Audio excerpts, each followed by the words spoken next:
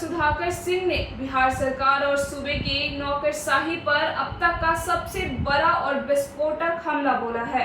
चर्चित रिशु श्री टेंडर मामले को लेकर सरकार को घेरते हुए सांसद सुधाकर सिंह ने सीधे तौर पर बिहार के वरिष्ठ आईएएस अधिकारी आनंद किशोर पर अरबों खरबों के घोटाले का गंभीर आरोप लगाया है।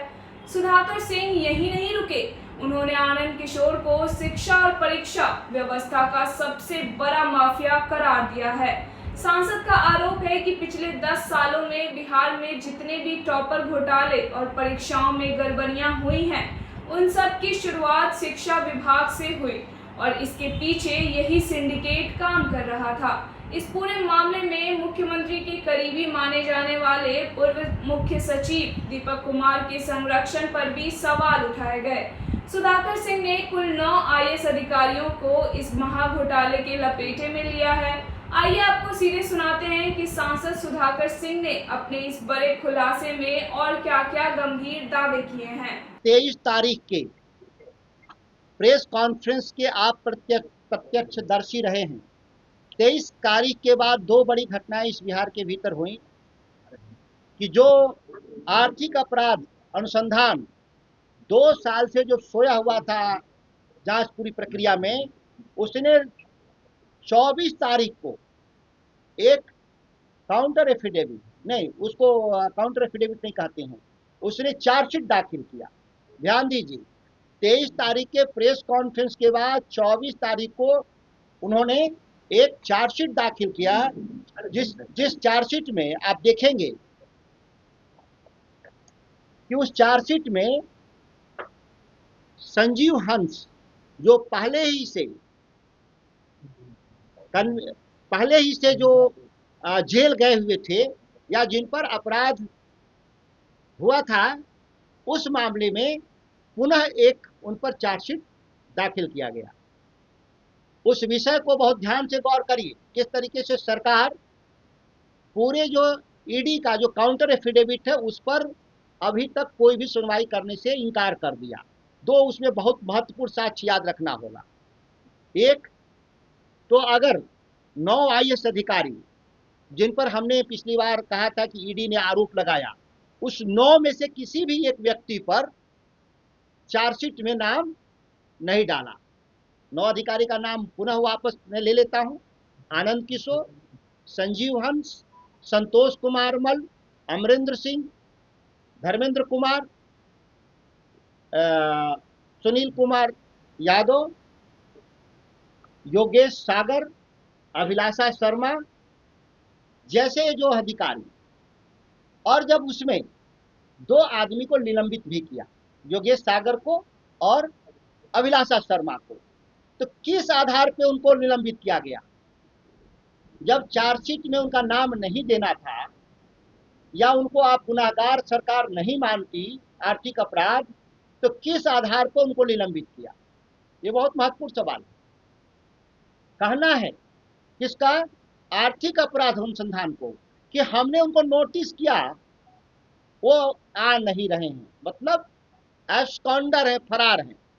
चलिए, फरार हैं, लेकिन आनंद किशोर तो सबके सामने हैं, ये तो फरार है नहीं। इन पर आपने क्यों नहीं अभी तक पूछताछ के लिए आपने नोटिस किया? जो आनंद किशोर पर ईडी ने साफ कहा एक किंगपिन है। क्या कहा है? मिस्टर एक्स ठेकेदार। क्योंकि हाई कोर्ट का एक आया है, इसमें एक रिपोर्टिंग में आया है ना, कहा है कि फला व्यक्ति का नाम नहीं लेना है। किसका नाम नहीं लेना है? मिस्टर एक्स ठेकेदार। ये आप समझ जाइएगा, ठीक है? माननीय हाई कोर्ट ने कहा है उनका नाम नहीं लेंगे। तो मिस्टर जो एक्स ठेकेदार केवल पैसा वसूली के आरोपी हैं, लेकिन असल जो इसके जो किंग पिन है वो है कौन? आनंद किशोर। क्यों?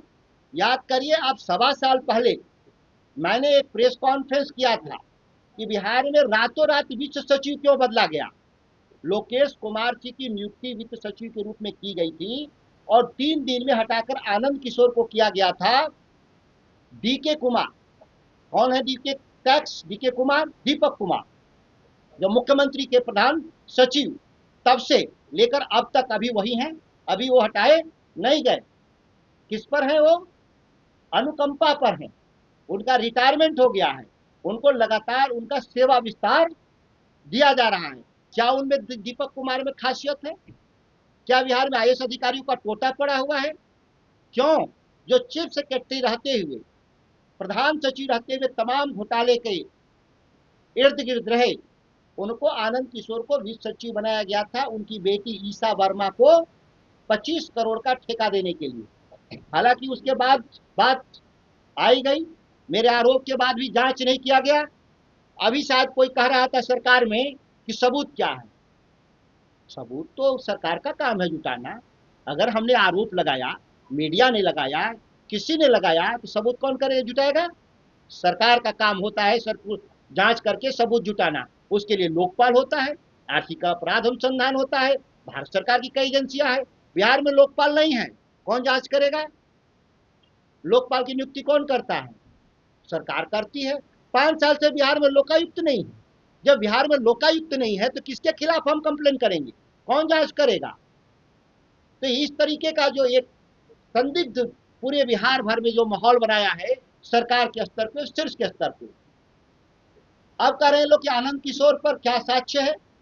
साक्ष्य यही है कि जो मुमुक्षु चौधरी जेल में है उसने साफ शब्दों में कहा कि 25 लाख रुपए का एक पोस्टिंग कराया, इन्होंने 25 लाख रुपए दिए, और एक 40 लाख का पोस्टिंग कराया, 40 लाख दिए। यही सबसे बड़ा किंग पिन होता है। जो आपराधिक कृत्य के अधिकारियों की पोस्टिंग कर रहा हो। लालू जी पर चारा घोटाले में क्या आरोप था? क्यों सजा हुआ? आप चूंकि नौजवान पत्रकार हैं, उस समय नहीं रहे होंगे, पुराने लोग होंगे, पूछिएगा। उन पर पैसा लेने का आरोप नहीं था, उन पर आरोप ही था कि चारा घोटाले के मुख्य अभियुक्त के को आपने सेवा विस्तार दिया था। तो जब लालू प्रसाद जी को सेवा विस्तार के आधार पे सजा हो सकती है, तो इस घोटाले में शामिल जो तमाम अधिकारी हैं, जो इसमें कई लोग सेवा विस्तार पर हैं, जैसे तारणी प्रसाद के पास कितना नगद मिला?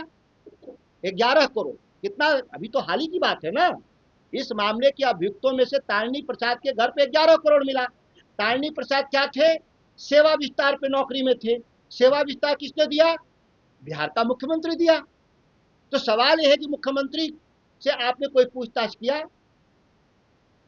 जब आपके पास साक्ष्य था ईडी के पास, और ईडी का भी खेल देखिए, ईडी कब सक्रिय थी? 21-22 में सक्रिय हुई। जब तेजस्वी जी और नीतीश कुमार जब सरकार बना लिए, तो सरकार को कैसे पाला बदल हो, नीतीश कुमार को भाजपा में लाया जाए, इस पाला बदलने के लिए ईडी ने लगातार बिहार में कितने छापामारी किए? दर्जनों छापामारी हुआ। और जब ही नीतीश कुमार भाजपा के साथ चले गए, ईडी फाइल को ठंडे बस्ते में डाल के रख दिया। ईडी कब सक्रिय होती है? जब मिस्टर एक्स ठेकेदार, अच्छा कोर्ट का, तो मिस्टर एक्स ठेकेदार रीशु श्री जाते हैं यह कहने के लिए हाई कोर्ट में कि हुजूर हमको बेल दिया जाए। और जब बेल देने जाते हैं तो ईडी एक काउंटर एफिडेविट 273 पेज का दायर करती है, जिसमें सभी अधिकारियों के साक्ष्य देते हैं। क्या इसमें लिखा है? इसमें लिखा है कि नगर आवास विभाग और नमामि गंगे परियोजनाओं में व्यापक पैमाने पर घोटाला हुआ, और इसमें 265 करोड़ रुपया ऋषि श्री के पास गया, और ऋषि श्री ने अधिकारियों को दिया। किन अधिकारियों को दिया? नगर विकास विभाग के अधिकारियों को, राजनीतिक नेताओं को, और वित्त विभाग के अधिकारी को दिया। लिखा है कि नहीं? तो वित्त विभाग का कौन अधिकारी है? वित्त सचिव। वित्त सचिव कौन है? आनंद किशोर। 10 दिन पहले तक बिहार के वित्त सचिव कौन थे? आनंद किशोर, जिनके बारे में मैंने 1.5 साल भी पहले कहा था कि यही असल घोटाले के सबसे मुख्य कर्णधार हैं। और जहां जहां गए, जहां जहां चरण पड़े, वहां वहां बंटाधार। ये जहां जहां साहब के चरण पड़े, वहां वहां उन्होंने बंटाधार किया।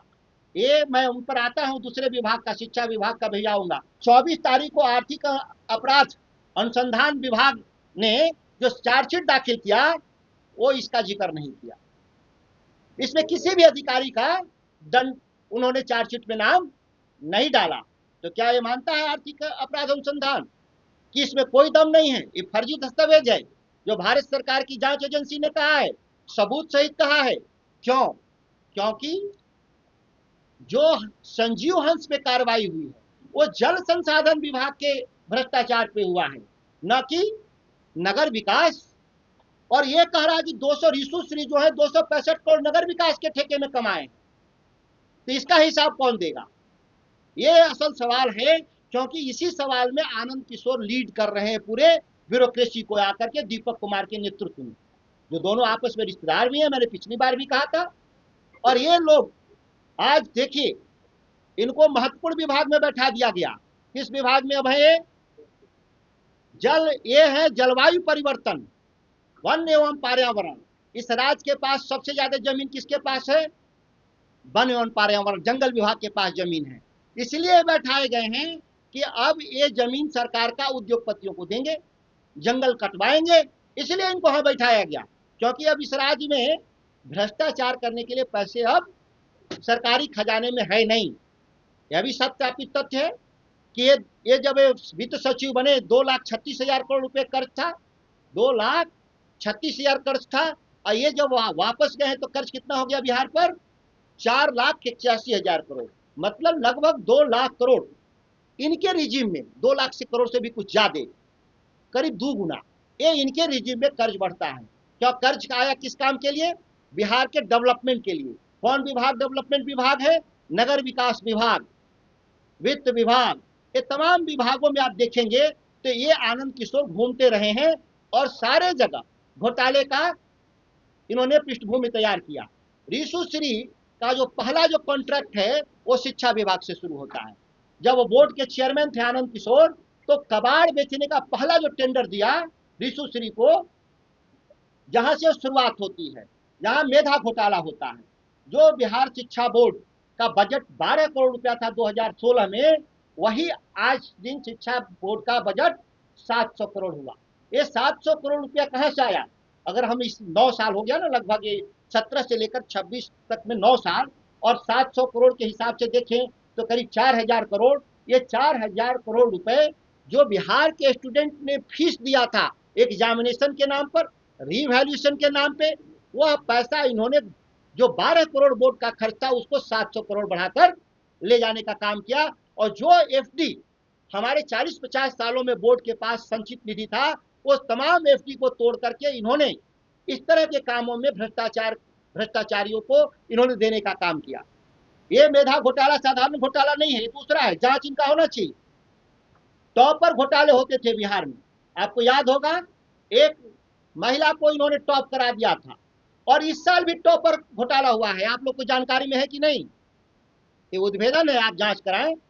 मैं आरोप, ये मेरे पास साक्ष्य है। इस बार भी टॉपर घोटाला हुआ। इस बार भी बोर्ड में एक लड़की टॉप की, लेकिन यहाँ अब टॉप 10 को पहले इंटरव्यू से गुजरना होता है, रिजल्ट डिस्प्ले होने से पहले। जब उस 10 लोगों को बुलाया गया, जो टॉपर लड़की थी, जब उससे लिखवाया गया और जो उसका एग्जामिनेशन की कॉपी था, दोनों मिसमैच कर गया, वो हैंड राइटिंग नहीं था। तो इन्होंने उस लड़की से, इन लोगों ने समझौता किया कि तुमको पास कर देंगे, जबकि उसको जेल भेजना चाहिए था उस लड़की को, क्योंकि उसने उसके बदले में दूसरा परीक्षा दिया था। आपके बायोमेट्रिक्स अटेंडेंस के बाद भी फर्जी लोग घुस रहे हैं। आज भी खबर है ना कि पुलिस वाले में भी, पुलिस की बहाली में भी 200 लोग पकड़े गए हैं जो फर्जी तरीके से बायोमेट्रिक्स को पार कर रहे हैं। बायोमेट्रिक्स तो अंगूठा पर से होता है, कैसे पार कर रहे हैं लोग? नीट में भी हुए। नीट वाले में भी कौन था एजेंसी? इनोवेटिव। जिस इनोवेटिव के जी में आनंद किशोर ने हजारों करोड़ का इस बिहार में मेधा घोटाले का ठेका दे रखा है। जो इनोवेटिव कंपनी, जो कंप्यूटर की कंपनी है, जो बायोमेट्रिक्स करती है, वह 5 राज्यों में ब्लैकलिस्ट होने के बाद भी बिहार में वो कंपनी कैसे काम कर रही है? जिसका जो बिहार का जो सबसे बड़ा शिक्षा परीक्षा केंद्र है, वहां पर बापू सभागार, बापू परीक्षा हॉल में, उसका संचालन किसके जिम्मे है? यही इनोवेटिव को दे रखा है 10 साल के लिए लीज पर। मतलब वो लीज क्या है? सरकार का पूंजी, और इनोवेटिव उसका परीक्षा लेगा और बायोमेट्रिक्स कराएगा। और ये केवल 10वीं और 12वीं का नहीं, तमाम परीक्षाएं उसी बापू परीक्षा हाल में होता है। और आपने नीट में भी देखा 50 लोग पकड़े गए फर्जी, पुलिस में देखे आपकी 200 कल पकड़े गए। तो ये पूरे बिहार में जितनी नियुक्ति हुई है 10 सालों में पिछले, उसके नियुक्तियों के परीक्षा हाल का संचालन आनंद किशोर के जरिए उन कंपनियों को दिया गया जो इनके हेरा फेरी में शामिल होने के लिए तैयार थे। इनका आरोप हो गया जो वित्त विभाग में रहते हुए इन्होंने हेरा फेरी किया, जो साक्ष्य में पिछली बार भी दिया था, इस बार भी मेरे पास वही साक्ष्य है। इन्होंने शिक्षा बोर्ड में जो मेधा घोटाला किया वहां पर, और इन्होंने नगर विकास में रहते हुए जो इन्होंने पूर्णतः जो ब्यूरोक्रेसी को जो सेट किया। एक तो कमाल का काम किया है यहाँ के अधिकारियों ने। नगर विकास का एक अधिकारी, मेरे नाम नहीं याद आ रहा है, जब बिल रोक दिया कि नहीं गड़बड़ हो रहा है, तो उसने सिंचाई विभाग से संतोष कुमार मल यहां से भेजता है वहां पर, और वो जाते हैं, लोग बिल बनाते हैं और बिल बना करके पैसा का भुगतान करके वापस चले आते हैं। लोग पूछते हैं कि संतोष कुमार मल पे क्या आरोप है। संतोष कुमार मल पे यही आरोप है कि जब नगर विकास विभाग के इंजीनियरों ने कहा कि हम गड़बड़ काम का बिल नहीं बनाएंगे, तो इन्होंने अधिकारियों की एक पूरी फौज जल संसाधन से नगर विकास में भेजा, और वहां से उन लोगों ने बिल पास करा के, रिशुश्री ने पास करा के पैसा गबन करा किया, और फिर वो अधिकारी वापस सिंचाई विभाग में वापस चले आते हैं। हर अधिकारियों पे मोटा मोटा जत्था है। इसीलिए आपका समय भी बहुत सीमित है, इसीलिए प्रेस कॉन्फ्रेंस अगले 1 से 1.5 महीना में लगातार होंगे। हर 10 दिन 5 दिन पर जो हम साक्ष्य हमारे पास आते जा रहे हैं, यह हमारा पूर्णतः आनंद किशोर पर चार्जशीट है। और इस चार्जशीट में लालू प्रसाद जी पर जिस आधार पर उनको सजा किया गया था, उससे कई गुना ज्यादा ये बड़ा घोटाला है। वो कुछ 900 करोड़ का आरोप था, और ये कितना का आरोप है? यह केवल नमामि गंगे और शहरी आवास विभाग को देख लें तो 20 से 25,000 करोड़ का है। और 20 से 25,000 करोड़ एक अधिकारी बीच में छोड़ के गया था नौकरी आईएएस का, इसका नगर का था, कौन सुमन था, वह आरोप लगाते हुए यहाँ से गया। हालांकि वो भी शरीफ आदमी नहीं था, वो भी बेईमान आदमी था, लेकिन वो विवाद उसका हुआ मंत्री से, मुख्यमंत्री से बंटवारे को लेकर के, तो नौकरी छोड़ करके वो निकल लिया। वो बाद में नेतागिरी भी करता, उसके लिए अलग मेरे पास आरोप पत्र तैयार है, उसका हम बाद में हिसाब करेंगे। लेकिन वो तो कह के गया था कि ये सब बेईमान है, हालांकि वो खुद बेईमानी में शामिल था। हाँ, कुछ उसका नाम था अनुपम सुमम कुछ करके था, उसके बारे में हम अलग से चार्जशीट तैयार किए हैं। हाँ, ये मेरा चार्जशीट है, इसको सरकार खारिज कर दे। मैं एक मेंबर ऑफ पार्लियामेंट हूँ, और जितनी बात मैं यहाँ कह रहा हूँ हम सत्यापित तरीके से कहने के लिए तैयार हैं। अगर कोर्ट में कोई जाना चाहे सरकार और अधिकारी तो मेरे खिलाफ कोर्ट जाए, तो हम सारे दस्तावेज कोर्ट को भी देने को तैयार हैं। इसलिए यह कोई मेरी बात मनगढ़ंत नहीं है, और कोई ऐसा मेरा आरोप नहीं है जो जिसका दस्तावेज मेरे पास नहीं हो। जब चाहेंगे तो अलग से भी हमसे इन दस्तावेजों को आप लोग ले सकते हैं। लेकिन सागर जी, जो प्रेस कॉन्फ्रेंस आप कर रहे हैं, जी। तो आपको नहीं लगता नेता प्रतिपक्ष को करना चाहिए? वो नेता प्रतिपक्ष कल किए, देखिए मेरे नेता ने कल प्रेस कॉन्फ्रेंस व्यापक पैमाने पे किए, और उसी का एक्सटेंशन ये है। निश्चित तौर पे नेता अन्य कामों में भी हमारी पार्टी के काम में है। आप देख रहे हैं फेक इनकाउंटर का सवाल हो, भ्रष्टाचार का सवाल हो, या आप देखेंगे कि नौकरियों को जो जिस तरीके से नीट में दोबारा प्रधानमंत्री के देख रेख में के बाद भी, प्रधानमंत्री के बाद भी नीट में जो घपला हुआ, तो तमाम ऐसे बिहार में भूमि अधिग्रहण का सवाल है। अभी आपसे पहले कमरा भरा हुआ था, उन्होंने सब पर बोला, कोई ऐसा व्यक्ति नहीं था जिसके बारे में उन्होंने एक्सक्लूड किया हो, सब पर बोला। दीपक कुमार तक बोल देना, जो सबसे ऊपर बैठा हुआ है। फिर नीचे मैंने कहा हो सकता है मुझसे भी एक आध नाम छूट रहा होगा, हम स्वीकार करते हैं। ऐसा नहीं है कि इतने ही लोग भ्रष्ट है बिहार में, इतने लोग ही बेईमान हैं। कई लोगों ने सवाल किया कि फलाना आदमी का आप नाम क्यों नहीं लिए, उनका क्यों नहीं नाम लिए। हम उन तमाम लोगों से बिहार में अपील करते हैं, जिनका भी आप कागज मुझे दीजिएगा, हम उस पर सख्त कार्रवाई और प्रेस कॉन्फ्रेंस के लिए तैयार हैं, हम पीछे नहीं हटेंगे। हाँ, लेकिन हम बिना साक्ष्य और बिना पेपर का हम किसी व्यक्ति पर बेईमान होते हुए भी आरोप इसलिए नहीं लगाना चाहते कि कल के दिन कोर्ट में हम उसको सत्यापित न कर पाए। आनंद किशोर और इनसे संबंधित दीपक कुमार या इनसे नीचे संबंधित जो 9 आईएएस अधिकारी हैं, इनके खिलाफ सत्यापित हमारा दस्तावेज था। मैं 4 दिन बाद 4 तारीख को फिर प्रेस कॉन्फ्रेंस करूंगा। वह दूसरे डिपार्टमेंट का घोटाला का मसला है, वो है लोक स्वास्थ्य अभियंत्रण और ग्रामीण कार्य विभाग में पिछले 1.5 से 2 साल के भीतर कम से कम 40,000 से 50,000 करोड़ की योजनाओं में वही 5 से 7% के आधार पर लोगों ने टेंडर बांटने का काम किया। उसके पास दस्तावेजी सबूत है हमारे पास, उसको लेकर के हम उम्मीद करते हैं कि 4 तारीख तक हमारा वो कागज तैयार हो जाएगा। मैं करूँगा। भाजपा ने कल आरोप लगाया कि ये रिश्वत वाला मामला एक घोटाला तभी का है जब मंत्री विभाग के तेजस्वी जी थे। यह ईडी अगर कह रहा है, अगर ईडी अगर कोई भाजपा के लोग अगर कह रहे हैं, ईडी तो उन्हीं की एजेंसी थी, ईडी ने क्यों नहीं कहा? कहना चाहिए था उसको कि फला मंत्री भी इसमें शामिल है। और हम तो कह रहे हैं कि ये कंटिन्यूएशन में है, यह क्यों नहीं उस पर कार्रवाई कर रहे हैं? हम लोग तो मना नहीं कर रहे हैं कार्रवाई के लिए। तेजस्वी जी ने भी कल कहा कार्रवाई करिए जांच करके। इन तमाम सालों में कुछ अच्छे भी अधिकारी आए, तो सब उन अच्छे अधिकारियों का तो नाम नहीं दिया ईडी, सबको तो नहीं दिया नाम ना, इसलिए नहीं दिया कि सब लोग चोर नहीं थे। लेकिन जो चोर है जिसके बारे में ईडी कह रहा है और आर्थिक अपराध कह रहा है, उसको क्यों नहीं हम उठाएंगे? उसकी चर्चा क्यों नहीं होगी? और भाजपा के लोग तो खुद सत्ता में है, डबल इंजन में है, क्यों ईडी नहीं कार्रवाई कर रही है? बताइए, आनंद किशोर पिछले 2 साल में कितना बार विदेश गया निजी यात्रा पर? जब उस पर ईडी जांच कर रही थी तो किसने अनुमति दिया उनको विदेश जाने के लिए? वो लोग भी गुनाहगार हैं। अगर ये विदेश में ही जाके बस गए होते तो कैसे गिरफ्तारी होती? 1-2 सालों के भीतर जब से ये चार्ज है, दर्जनों बार आनंद किशोर सरकार की अनुमति से विदेश गए हैं निजी यात्रा पर। अरबों खरबों रुपया जो चोरी किया इन्होंने दूसरे देश में उसको निवेश करने का काम किया है। और वो जगह ऑस्ट्रेलिया है जहां आनंद किशोर ने सबसे ज्यादा यात्रा किया है।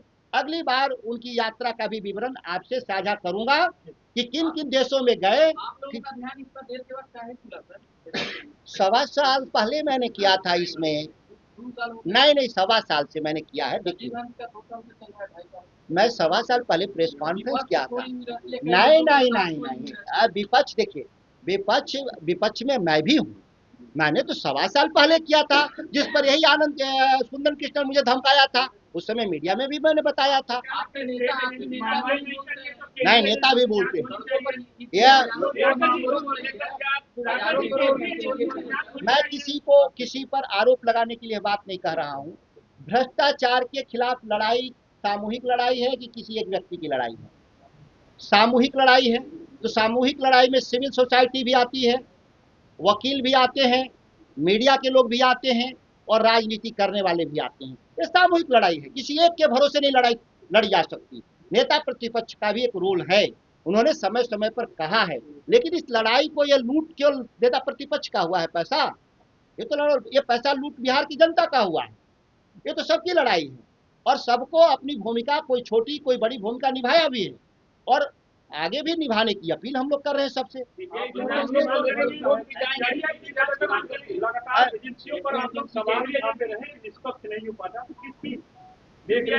देखिए, मैंने बीच में ही जिक्र किया, सदन में भी उठाते हैं। एक बात तो है कि हम सदन में, हमारा छोटी पार्टी है, सीमित समय है, फिर भी हम लोग वहाँ सवाल करते हैं। इन दस्तावेजों को शेयर किया है केंद्रीय संगठनों के साथ? ये तो उन्हीं का दस्तावेज है, अब उनको क्या शेयर करना है? ये जाएंगे सबके पास। एजेंसियों पर भरोसा है या? देखिए, मैं कह रहा हूँ सीबीआई से बड़ी जांच एजेंसी इसमें जांच कर रही है। अभी देश में सबसे बड़ी कौन? भूमिका पर तो आप सवाल उठाएं। निश्चित तौर पे। तो कौन जांच करेगा? अब इस देश में तो लोकपाल कर सकता है इसका जांच, जो है नहीं, बिहार में है नहीं। हम तो इस पहले ही आपके बीच में कहे कि लोकपाल है ही नहीं, किसके पास जाए कहने के लिए कि जांच एजेंसियां गड़बड़ कर रही है, जांच नहीं कर रही है, किसके पास जाए? लोकपाल ही नहीं है बिहार में। प्रूफ को लेकर न्यायालय में, हाँ, न्यायालय जाएंगे, ये पक्की तौर पे। आप देखिए, पिछली बार एक प्रेस कॉन्फ्रेंस किए थे अडानी के खिलाफ 53 का, हमने उसमें PIL दाखिल किया, आज सुनवाई चल रहा है। क्या न्यायालय फैसला देगा मैं नहीं जानता, लेकिन हम PIL दाखिल करते हैं, पीछे नहीं हटते, मामले में भी जाएंगे। निश्चित इस पे जाएंगे। इस मामले में कोर्ट के नेतृत्व में जांच होना चाहिए। हाँ, जैसे चारा घोटाले में जांच हुआ था कोर्ट के नेतृत्व में, वैसा ही जांच इस बार हम लोग का मांग करते हैं कि माननीय न्यायालय जांच अपने नियंत्रण में ले और वो एजेंसी तय करे कि कौन एजेंसी से करा सकती है। क्योंकि ईडी तो फेल कर गया है, आर्थिक अपराध एक तरफा कार्रवाई कर रहा है, लोकपाल जब है ही नहीं तो वो तय करे माननीय कोर्ट कि किससे वो जांच कराना चाहते हैं। चारा घोटाला हम लोग जिला स्तर पे हम लोग ने धरना दिया है इसी महीने में, जिला स्तर पे भी, तो ये हम सड़क पर ही उतरना चाहते हैं और हमारे मुद्दे थे उसमें, ऐसा नहीं था। अब खबरें कितनी चली नहीं चली वो हम लोग किसी पर आरोप चारा नहीं लगाए। घोटाला के बार-बार आप नाम ले रहे हैं, क्या आप मानते हैं कि लालू जी ने भी घोटाला किया था चारा? देखिए, जिन तथ्यों के आधार पर उन पे सजा हुई है, उससे बड़ा तथ्य इसमें है, तो क्यों छूट मिल रही है? वर्तमान सरकार में बैठे हुए लोगों को कौन छूट दे रहा है, ये मेरा सवाल है।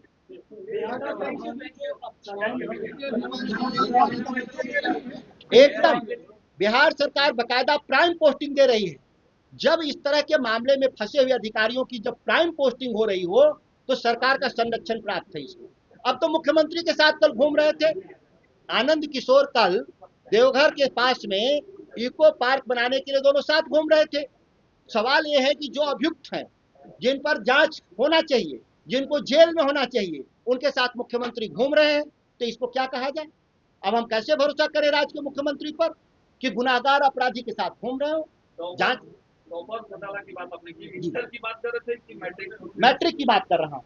इस बार भी वो लड़की जो टॉप कर रही थी, वो उसके बदले में दूसरा कोई एग्जाम दिया था, और जो टॉप 10 टॉपर का जो जांच करते हैं कि कोई विवाद न हो, तो उसमें जांच में उस लड़की से जब रिटर्न लिखवाया गया, क्योंकि इंटरव्यू में बात करने में फेल कर गई, मैं वो लोग समझ रहे हैं जो घोटालेबाज हैं, जितनी बात हम कर रहे हैं। नाम इसलिए नहीं लेंगे उस बच्ची का क्योंकि उस पर एक बच्ची है और सरकार की विफलता है, नहीं बता रहे हैं, ये आरोप कोर्ट चले, हम लोग उसमें भी लाके कागज दे देंगे, क्योंकि हम उसका कैरियर खत्म नहीं करना चाहते, लेकिन सिस्टम में फेलियर है, ये मैं कह रहा हूँ। वो लड़की भी हो सकती, कल लड़का भी हो सकता है, कल हम भी हो सकते हैं। ये मैनेज हो रहा है कि बायोमेट्रिक अटेंडेंस को कैसे बाईपास करके नकली परीक्षार्थी पुलिस में भी पकड़े गए, नीट में भी पकड़े गए। ये जो हो रहा है, ये बायोमेट्रिक्स कंपनियों को कौन नियुक्त किया है बिहार में? वो आनंद किशोर है, इनोवेटिव कंपनी है, जो जिसका कंपनी का नाम है एक टीसीएस आयोन कंपनी है। ये 2 कंपनियां हैं जिनको इन्होंने बिहार में मेधा घोटाले और नौकरी घोटाले के लिए बाकायदा डिजाइन किया, वो आनंद किशोर है।